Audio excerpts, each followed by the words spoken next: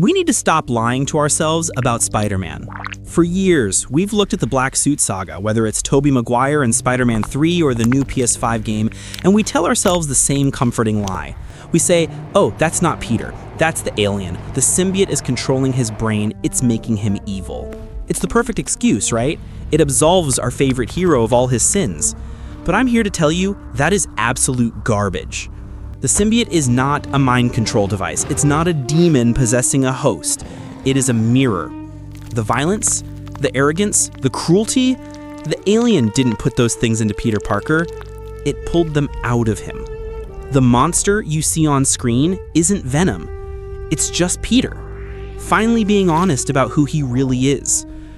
Today, we are stripping away the friendly neighborhood propaganda, and we are going to look at the psychology of the most repressed superhero in history and prove that the symbiote didn't corrupt Spider-Man, it just woke him up.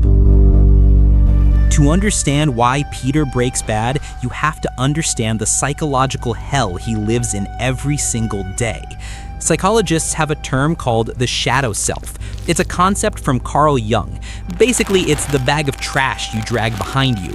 It's every dark thought, every violent urge, every selfish desire that you shove down deep so you can function in society. For Peter Parker, that bag is heavy. He is the ultimate people pleaser. Think about his life. He saves the city, and the newspaper calls him a menace. He saves a bus full of kids, but gets fired from his pizza job because he's late. He sacrifices his love life, his grades, his sleep, and his sanity, all for a city that barely says thank you. He is constantly apologizing. Sorry I'm late. Sorry I missed that. Sorry I can't pay rent. He's a pressure cooker with the valve welded shut. That rage doesn't just disappear, guys. It festers. It turns into resentment. Then enters the symbiote.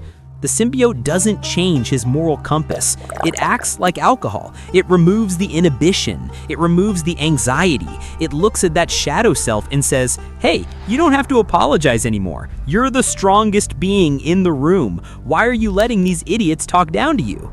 When Peter puts on that black suit, he isn't becoming a villain. He is finally taking a vacation from being the good boy. And the terrifying part, he loves it. You think I'm reaching? Let's look at the evidence. I've got 3 specific examples that prove Peter is the one driving the bus, not the alien. Pillar 1, the Bully Maguire deconstruction. We all meme on Spider-Man 3, the dancing, the emo hair. It's funny on TikTok. But if you actually watch the movie as a psychological drama, it's disturbing. Look at how Peter treats the people he supposedly loves. When he wears the suit, he doesn't just beat up Sandman. He goes to the jazz club where Mary Jane works. He brings Gwen Stacy, a girl he knows MJ is jealous of, just to humiliate her in public. Now ask yourself, does an alien space blob care about high school relationship drama? Does a symbiote from the planet Klyntar understand human jealousy? No. That pettiness? That specific desire to hurt his ex-girlfriend emotionally? That is 100% Peter Parker. That is the insecure narcissist nerd inside him lashing out because his ego was bruised. The suit gave him the confidence to do it, but the idea came from Peter. He wasn't corrupted. He was just being a jerk. Pillar 2, the PS5 addiction. Now let's jump to Marvel's Spider-Man 2 on PS5. The voice acting by Yuri Lowenthal here is chilling. There is a scene where Miles Morales tries to tell Peter to take the suit off. Peter screams at him. He says, I'm finally everything everyone needs me to be. Listen to that line. Everything everyone needs me to be. This is the savior complex turning toxic. Peter is addicted to the efficiency. With the red and blue suit, he struggles. He gets beaten up. People die. With the black suit, he breaks bones. He ends fights in seconds. He is a god. He isn't addicted to the slime. He's addicted to the competence. He looks at Miles, who is struggling, and he feels contempt. He starts seeing himself as the alpha Spider-Man. The symbiote feeds on adrenaline and cortisol, stress hormones. Peter Parker is literally a factory of stress. They are a match made in hell. Peter feeds the suit his rage, and the suit feeds Peter the power to enforce his will. It's a toxic codependency. Pillar 3.